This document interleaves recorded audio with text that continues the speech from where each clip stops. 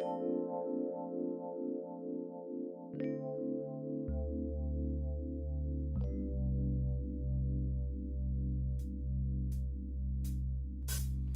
an autism awareness angel, making sure my wings protect the different, the stranger than. I'm an autism awareness angel. It's good, cause I'm cool with the unique behavior. I'm an autism awareness angel. Will you accept me? Cause I accept you. I'm an autism awareness angel, cause a view from the spectrum is a better point of view. The question at hand, are you aware of autism? Hello, I'm Allie, and welcome back to Autism 30. Today we are recording from the beautiful PAFN's Good Life Fitness Hub, located in Richmond, British Columbia, and are speaking with Allie, the events organizer for the Vancouver Asperger's and Autism Union, located in Vancouver, British Columbia, Canada. Allie is a 22-year-old woman who is not only a wonderful representative of our community members, she was also diagnosed with ASD. She is also aiding others in the Lower Mainland, volunteering her time to this group. Allie has been a member of the Vancouver Asperger's and Autism Union, or the AU, since December 2014, and this year, in February, she decided to dedicate herself to the role of events organizer and assist in the organizing of the mid-month board gaming and socializing meetup, which speaks to her character and heart. Outside of the group, she is a student studying psychology at Douglas College here in the Lower Mainland. Welcome, Allie. Thank you. Now, what is the history of the AU?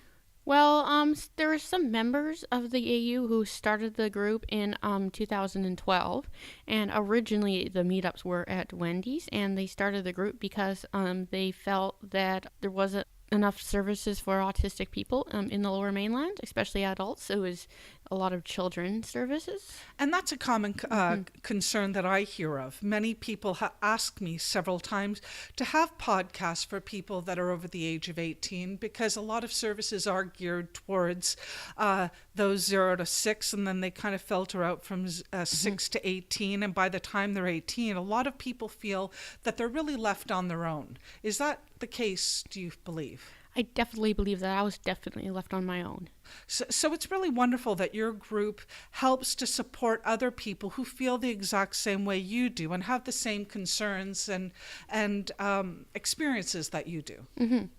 Now, what is the philosophy of the group? Well, we believe in peer support. That's a big thing in our group, and also providing services to adults and helping adults, not just children. And we also believe in making people feel comfortable. In our group, I'll talk about this more later, but you're allowed to leave anytime you want to.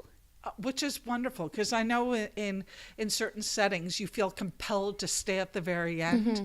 where what you're saying is that all comfort abilities are welcome, and you can come to get what you need out of the group and leave when you would like, mm-hmm. Which sounds great. And also, correct me if I'm wrong, another philosophy of the group is that everybody's welcome. That is correct. Yeah, which is really important. So what do you believe to be the greatest thing that your group offers our community? I think our group offers a place for people to socialize who may have difficulty with socialization. And a lot of us don't actually like being alone. We want friends, but we just don't know how to make them. And you want to know what? That's excellent, because I know I've heard this repeatedly, is that people with autism, with Asperger's, they really want to connect with other people, but often when they go out to certain settings, they feel that people around them don't understand their method of mm-hmm. communication, and therefore aren't supported in the way that they want to. So it's really valuable to get involved in our community with mm-hmm. like-minded people, where things won't be misinterpreted differently. And because of the fact that everybody is aware of one another, there's a certain calm and relaxation that happens, mm-hmm. and a comfort level, which makes it easier. Mm-hmm. And that's really good. So what do you love about the AU? I think I love the fact that it's a supportive environment, and it's not like I feel like I need to pretend that I to act neurotypical or non-autistic. I can just act how I want to act and don't have to worry about like if I'm like fidgeting or something. I don't have to worry about people thinking, oh, she's not paying attention, because we know that fidgeting actually helps a lot of autistic people concentrate. And you want to know what? That's excellent for two reasons. One, you've brought up the word fidgeting, and I know another term is used, stimming. Yep. And what I loved about what you just said is that you know that the people that are around you at that meeting, if you have a need to stim, by the way, which typical people do, Yeah. and for those of you that don't understand what the word stimming means, I will use it for an example. When I go into an exam, for example, I will tap my pen against the desk, I will bite my fingernails, I'll twiddle my hair, and all of these things are calming my nerves, so to speak. And what you're saying is people on the spectrum have their own stimming methods. So what are some of the things that you see at your meetings in relation to stimming? Well, like I will talk about me first. For me, for stimming, I have some stim toys, and I have like a stress ball, and and you can squish it, and it's not like one that's foamy. It won't like go back up right away when you push it. And Allie, you're describing what you use, and there's many others like flapping your arms. There's walking on your tippy toes. There's I know one of the things my son does too is sometimes he hums to himself, and all of these stimming things are just meant to calm. And what's lovely about your group is you're surrounded in a group where people, I love the term get it. Because I know as a parent, when I'm surrounded with my other friends who have children who are on the spectrum, I know even myself, I love being in that environment because you can just be. Is that what you're describing at your group? Yep, we can just be. I mean, we have like, we don't have rules, like we have to respect one another, and we can't be too disruptive, and like I'm not of course, like no physical violence, obviously, but it's just actually just a respectful environment. Absolutely. And I know when you're surrounded with a respectful environment where people just accept you as you are, there's a certain level of peace that happens within you. And I know that's something that even in typical environments that I'm sure people would cherish, but in your environment at the AU, that really plays a key importance. And in what ways has the EU helped you personally? Well, I've always had a really difficult time making friends, especially as I got older. Like when I was in middle school, I was okay. Elementary school was okay. High school and college, completely. I just cannot do it. Well, I know Temple Grandin said high school is one of the worst parts of her life. Yeah, me too. That was just awful. College wasn't nearly as bad. Like, I've been able to make friends mostly in co-ops rather than just regular classes because I'm with everyone every day. Okay. But I'm just having just so much difficulty. I'm like, well, I need to find another way to socialize. I can't. I'm just too lonely, and this is making me feel depressed, and so that's why I joined. It was actually my mom who originally found the group for me. Well, that's brilliant, and I'm really happy that you mentioned a point that you felt lonely and isolated and depressed, because I think a common misconception of our community is that people who are on the spectrum just want to be left alone. And what you're clearly saying is that's not the way you feel at all. So I think people are misinterpreting body language from our community that isn't accurate at all. So those of you out there that are listening and believing that people on the spectrum, all of these myths, that's actually not true. They want to be involved. They want to be engaged. They want to be with other people. But they want to be with other people who respect the way they are and allow them to just be themselves. They want to be accepted for just the way they are. And what you're saying is that your group, the AU, facilitates that. Definitely. Which is wonderful. And thank your mom for finding that group too, which is lovely. And when were you diagnosed? I was diagnosed at 5 or 6, but my parents didn't actually tell me until I was 10, but like I already knew that I was different, but not what the name for it. Actually, I'm going to ask you a question. How did it feel when you found out? I was like, oh, okay, whatever. Because, well, I knew friends that had autism, and they had mentioned it to me before, but I just didn't know that I was also diagnosed. No, the reason why I'm asking is I know there's a debate in the parent world as to should you tell your child, shouldn't you tell your child, when to tell your child, and what do you tell them? So what was your situation like? My situation was we were watching a TV program about children with disabilities, and someone mentioned autism, and I said, oh, Zach has autism, and my parents said, well, you have it too. Well, that's really interesting. And how did you feel knowing that you were diagnosed earlier, but the information was kept from you? Was that okay with you, or would you have liked to known earlier, or was it okay just the way it was? I actually understood because I was so young that like I wouldn't understand. Like my mom told me I was an Asperger's person when I was young, and I'm like, oh, I guess that means I have to eat a lot of burgers. I never thought of it that way, but yeah, that actually makes sense from your perspective as a young child. That actually, yeah, that makes sense. And how have services and what is available to you changed for you as an adult in BC? Well, in high school, I got lots of accommodations. Like I was able to use the computer, and like I didn't need like documentation that says like, oh, you have trouble with handwriting. It was just that they could see like I had trouble with handwriting. They could see I would have trouble with this. But as an adult, like if you're going to work or you're going to college, they want documentation actually saying you have this difficulty. They won't just observe you and say, and you can't just say, hey, I have a disability and I have this, and that can be problematic because a lot of people are not diagnosed.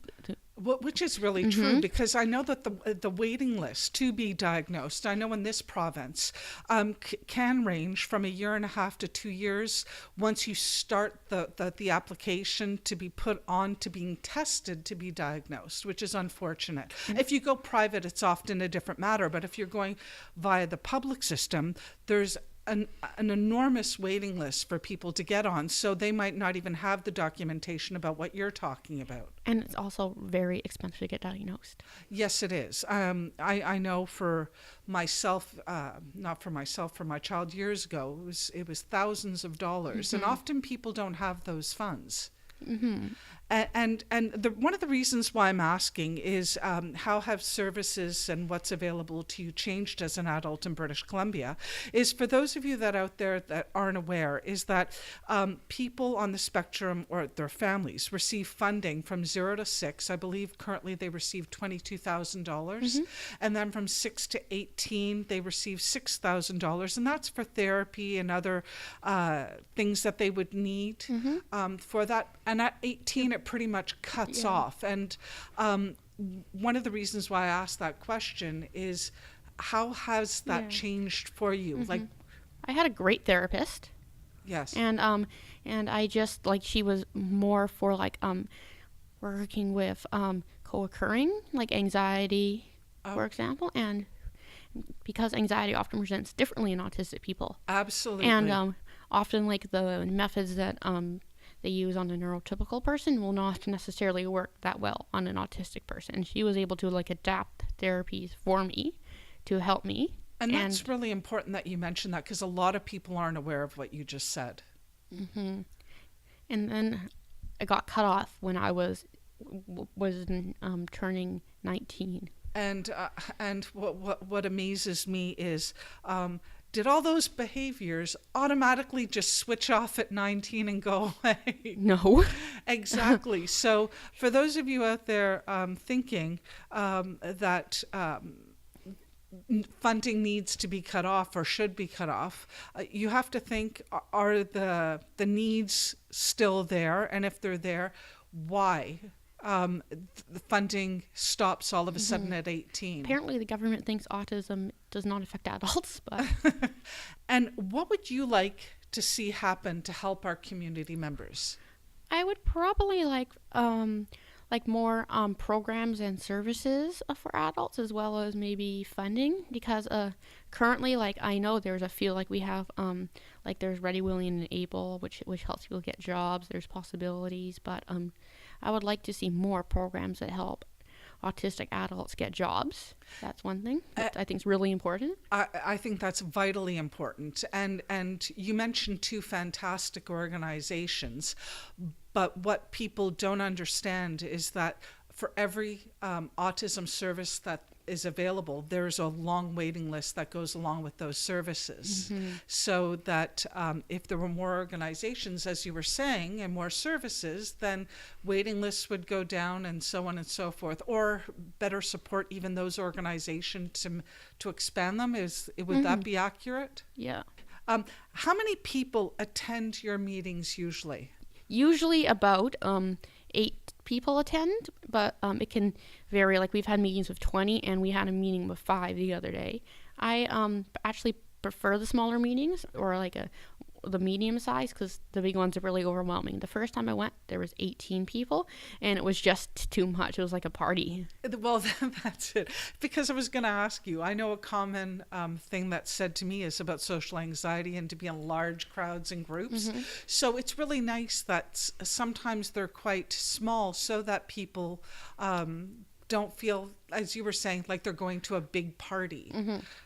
Which is wonderful. And are caregivers aides welcome to attend? Yes, especially like the first time, we have lots of like parents and etc. attending. My mom attended the first time with me for the whole time, and the second time my dad attended. And how was that? It was good. Like, I felt like I needed someone to be there. I wasn't comfortable going by myself. Well, isn't that wonderful? In fact, I think I made my mom go alone the first time to check it out for me. You want to, and that's really good too, is that people, caregivers and whatnot, can go, quote unquote, check it out to see if it would be appropriate, which I didn't even know that was a possibility. But that's really important that you mentioned that.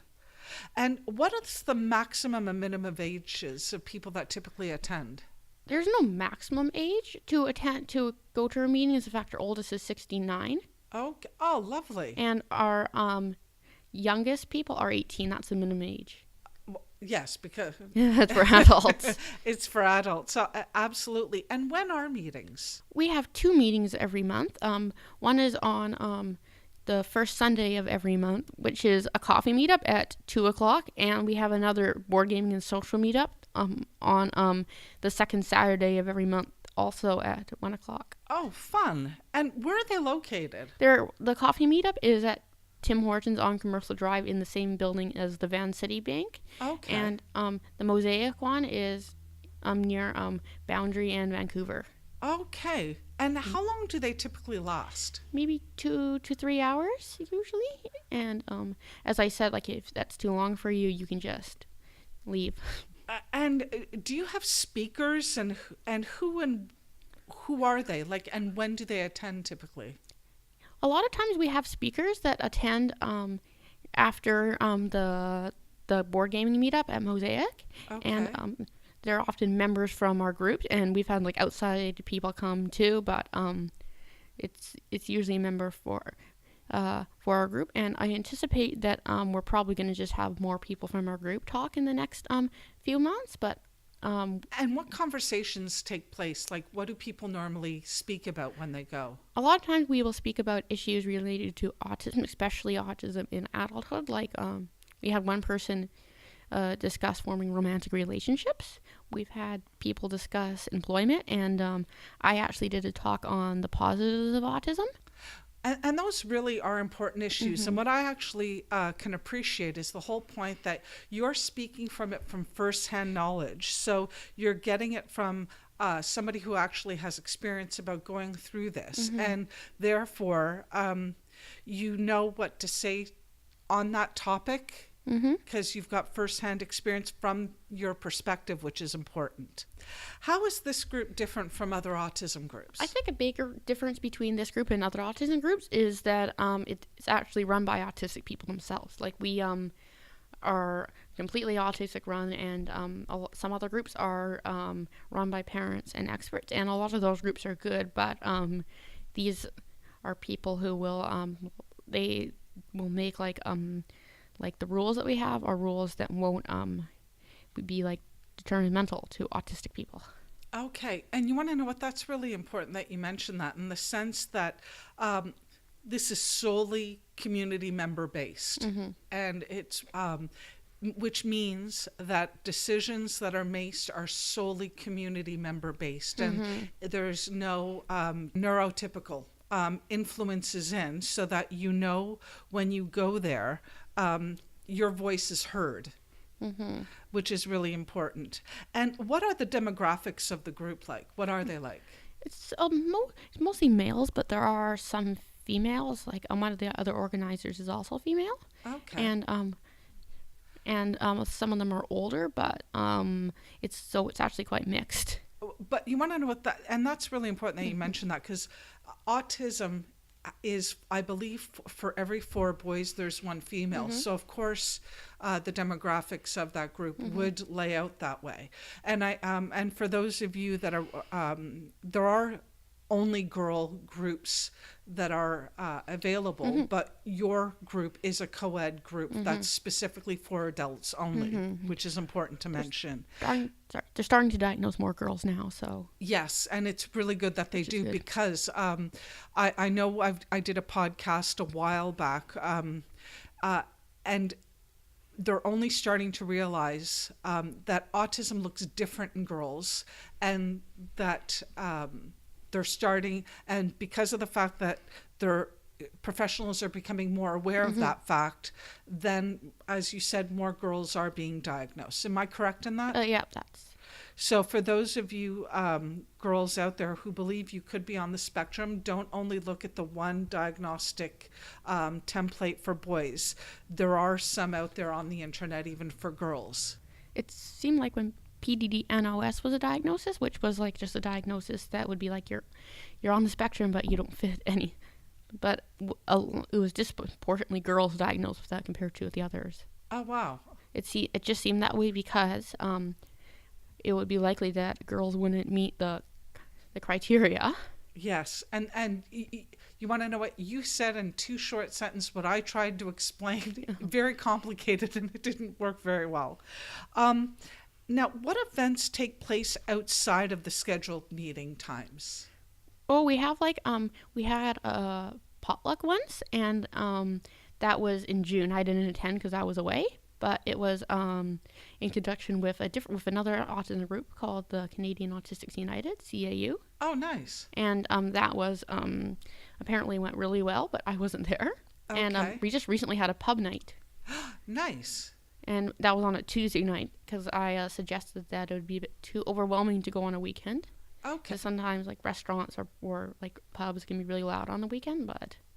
And you want to know what? That's really good that you're actually taking. That's not something even that I would have thought of, but that you clearly did. So I think that's a lot of forethought goes into scheduled meetings and outside events that take place, which is another reason why it's really good that community members are completely involved in the decision-making process at your group.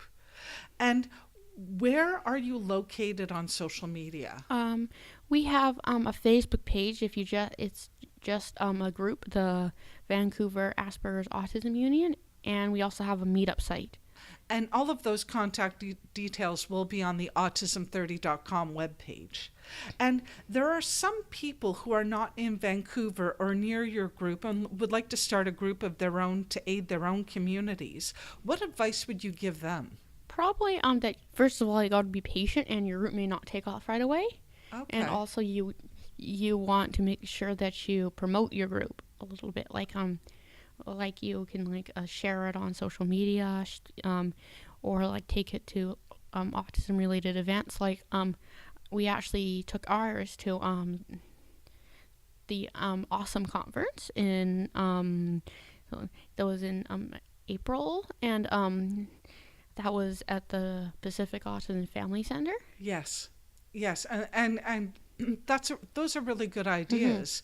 So to advertise your groups at different events and to be patient, I think that's a key word for a lot of groups that want to get going. That it might not take off as well, but you have many members associated with your group. Like, approximately how many people are part of your group now? Like we have like over 200 members on Meetup, but actually there's only like 30 core members who attend. But you have influence on 200 plus members, and it's constantly growing, which means that the interest is there to not lose sight of your goal, correct? Yeah. I think some people attend and they decide like it's not for them because, of course, like no like Meetup or support groups going to be for everybody. Yes. Like I attended some as a child, and I'm like, okay, this definitely isn't for me. It just wasn't one. So but I'm sure a lot of people feel like there's a group here in Richmond called the Richmond Autism Parent Support Group, and I know there's many members that actually go to that group, and not many people can attend all of the meetings that they have, and some people only show up once a year. But I've never heard somebody say that they wouldn't want that group to be there, because even that group just being there offers them support. So I'm sure those 200 and plus members that you have might not go to certain meetings, but the fact that your group is there offers comfort and support to your community. Like I don't go out to all the meetings. Like there is a meeting coming up on February 9th, but I will not be attending the meeting because I'm in Hawaii. Oh, lucky you. That's a very good reason not to attend the meeting. And I wish I was going with you. That sounds lovely. Now, is there anything else you'd like to tell our audience that we have not yet mentioned? I would probably like to tell our audience that the group's actually a really good, like it has a really good vibe. It's really relaxed. It's not, and don't feel obligated to like attend any meetings that you don't want to go to. If a meeting doesn't sound that interesting to you, or it sounds like it could be overwhelming, you don't have to attend. Like there was one speaker that recently spoke, and I didn't attend it. First of all, I had to go to my granddad's house. Second of all, the topic was on how to manage feelings and impulses. We were going to discuss CBT, and I know a lot about CBT. Like I'm a psychology student. I've done it, so I'm like, okay, I don't think I need to. And that's really important that you mention that, because of the fact that what you're describing is really a kind of utopian group, in the sense that the group is there. You can attend if you want to. If you don't attend, there's no judgment. When you do attend, you can completely be yourself with no judgment. And not only no judgment, you're accepted just the way you are.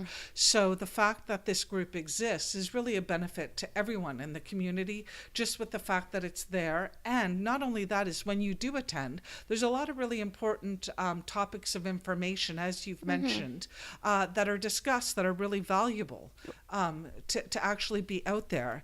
And it's good because what you're describing is it's a place where you can meet friends if you want them. And they're there, and they sound to be a wonderful group of people, and in a safe, comforting environment. And I do have a story there about something that happened on Tuesday night at the pub night. There was somebody who in the middle, I was telling them a story, and in the middle of the story they got up to use the washroom, and like I decided like and people just went like, they're autistic. It's not a big deal to us. It just wasn't like a big deal to us. Like we didn't say like, oh, you're being so rude, you shouldn't do that. It was just like, and that's lovely. And that's perfect. I think that's a brilliant example that you gave. Now, a question that I ask all our guests at the end is, what would you like the world to know about autism? I'd like the world to know that a lot of us have interests which we call special interests, and they're like interests that we just really, really, really love, very intense. And a lot of people don't really see a point in these interests, but I find most of us find that our interests actually are very valuable. Like they provide a coping mechanism. Like my special interests have got me through high school, basically. That's fabulous. And I absolutely, and I believe that everyone has some kind of interest. But what I absolutely love about our community is when you do have an interest, it seems to be a complete overwhelming passion. Is that like what you're describing? Like, it's not like it's just like, I wouldn't say the passion's too overwhelming. It's just a very strong passion. So are you describing something like the fact that I know my son has gone through fluctuating interests, but I know a common theme would be astronomy. And I know when he was, I can't remember, I think he might have been in grade 1 or kindergarten or something like this. He woke me up at 3. We had to put him to bed and he wouldn't go to bed, and he got me up at 3 o'clock in the morning because he wanted to find out what happens after a billion. And I thought, I don't understand. What do you mean what happens after a billion? He said there's 1,000, 100,000, a million, a billion. What happens after a billion? And he wouldn't go to sleep until we figured out 99 zeros at the end. And only once it was a long night. After that, he was able to go to sleep because those questions were answered. And is that what you're talking about? Yeah, sort of. But I can give you an example. Like, please. Like right now, I really love the movie Back to the Future. Excellent. And yes. And I will like, I also love the game The Sims, and you can create your own people in The Sims, and I created the Back to the Future characters and I play with them. And I often will think about Back to the Future if I'm feeling really anxious. Nice. That's a movie from more my generation. It's an excellent movie. Yeah. Okay. And that's interesting. And that's a good passion to be involved in. There's a lot of really good topics that are actually brought up in those movies too, which is really important. I still do. I used to have a special interest in a band called Great Big Sea. Yes, absolutely. I know Great Big Sea. And yes. I pretended that the members were at school with me in high school. Fantastic. That's great, because it's like creating drama, drama scenes and creativity. That's wonderful. And I thank you for sharing those with us. And I thank you for being with us today, talking about your group and yourself. You're welcome. And if you want to contact the AU or the Vancouver Asperger and Autism Union, you can do so by going to our website at autism30.com and getting all of their information. And if you're listening to us on iTunes, please don't forget to click and write a review. We'd really appreciate it. I hope you have a wonderful February, and in the meantime, this is Allie telling you to live in love. Hey yo, I'm an autism awareness angel, making sure my wings protect the different, the stranger than. I'm an autism awareness angel. It's good, cause I'm cool with the unique behavior. I'm an autism awareness angel. Will you accept me? Cause I accept you. I'm an autism awareness angel, cause a view from the spectrum is a better point of view.